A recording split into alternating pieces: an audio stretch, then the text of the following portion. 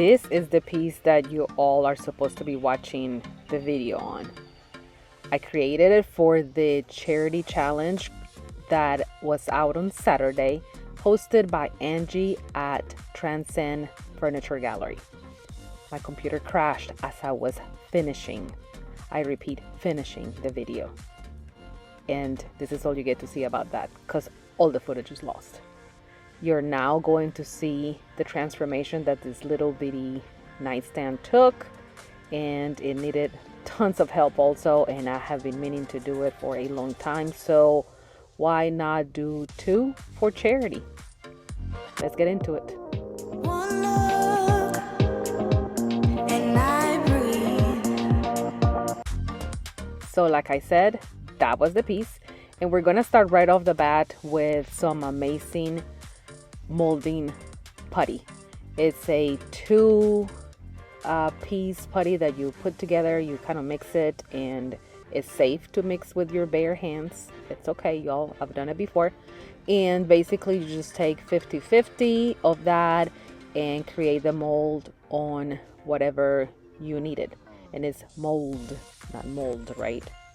Anyways, just mix it very well until it's completely mixed together, and then put it on whatever you need to copy.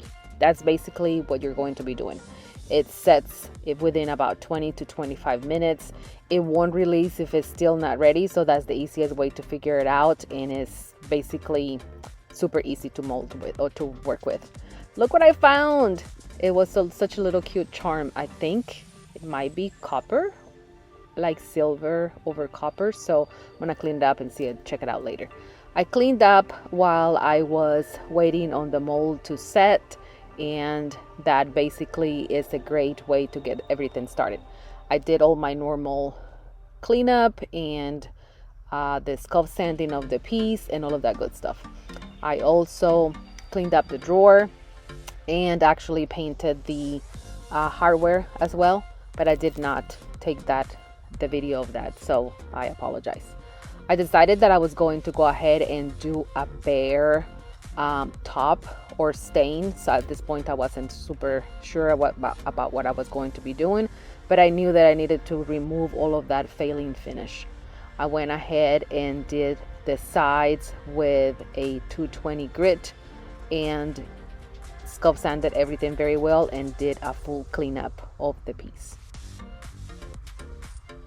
The mold is ready to be pulled, and don't think that I'm going very lightly on this. It pulls just fine. It becomes very, very, when it hardens, it's very, what is the right word? I guess it sets and it feels like plastic. So it's safe to just pull it. I immediately took it over to where my Bondo is, mixed up some Bondo, and came back to the piece and put it on to create that little piece that was missing. Basically just mix the Bondo as you see, come back, put it on there where it's supposed to go, make sure that it's tight, put some tape on it to help it adhere, and then walk away for 15 minutes. The Bondo sets in about that time, and so within those 15 to 20 minutes I finished cleaning. I did a couple of coats of white lining and made sure that the piece was ready to go, and I came back and I pulled the mold, and voila, there it is. It's magic. Well, not really. You do have to then sand it and maybe get creative a little bit, but it's not a hard task to do. Of course, the Bondo is easy to sand, and then you can finish completely molding that piece as needed. In this case, it was just a small piece that was missing on there on the leg, and so it was super easy to do. Some of the edges were a little loose, so I helped them with a little bit of glue and allowed that to dry while I finished getting the piece ready. And by the time that I did that, it was good to go and I could paint. I decided to go with a black on this, and it's an all-in-one paint. and so I did not need to do any priming because the primer is in the paint, as is also the top coat. I love all-in-one paint, especially because I'm doing this little project in just a few hours so that I could get another another video ready for y'all to watch today.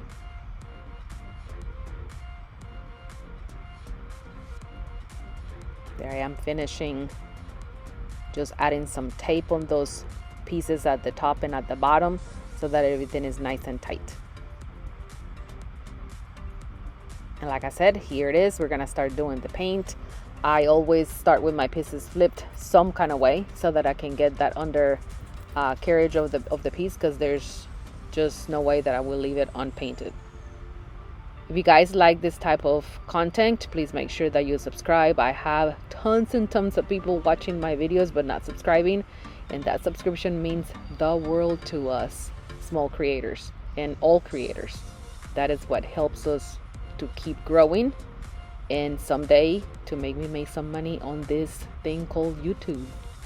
So I really appreciate it, guys. It's free to y'all, but it means the world to us. The paint that I'm using again is an all-in-one silk paint by Dixie Belle. I love it. It's so dark. The color is absolutely beautiful. And I will end up probably putting a top coat on this because I will be selling this piece, because like I said, this piece is going to be, the proceeds of this are going to be donated. So that is the purpose of the challenge that Angie put together, which I think is amazing. And I will be actually donating 2 pieces now, which is totally fine with me.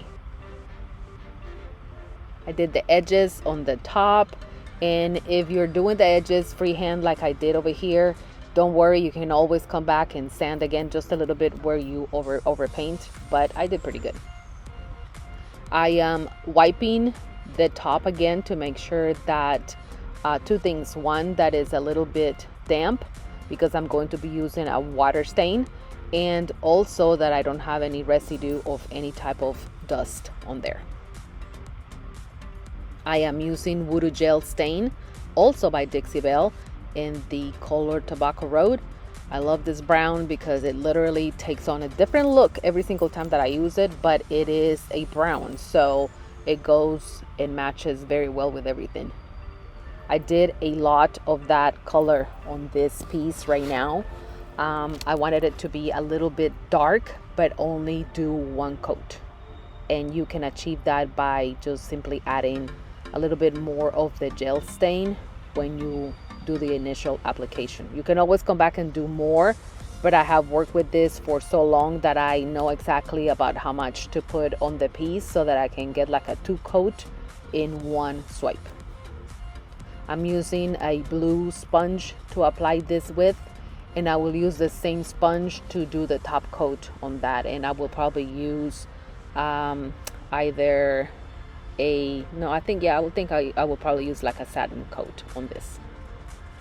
I am using Big Mama's butter on the bottom of the drawer, on the sides of the drawer, and inside of it. I had previously also sanded the drawer to make sure that everything was clean. So this is what the little piece looked like. It needed some help. It was tired and definitely had lived a life that had left it a little bit broken, if you will. But here is what it looks like now.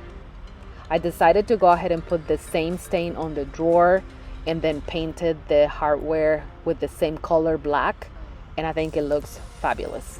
When you're seeing this right now, I did leave this to dry overnight completely, and I will put the top coat on the drawer and the top tomorrow, but it's ready.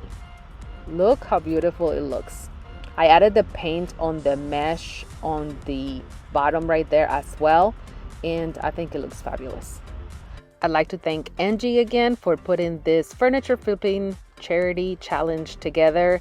I am choosing to give both pieces, or the proceeds of those pieces, to the SPCA of Texas. It's probably going to go to the SPCA in my neighborhood. They're always in need of donations. Y'all, please be sure to watch all of the videos from all of the different YouTubers who entered this amazing challenge. And as always, don't forget to like, subscribe, and leave me a comment. Tell me what you think about this one and the one at the beginning. And I will see you all soon. Bye.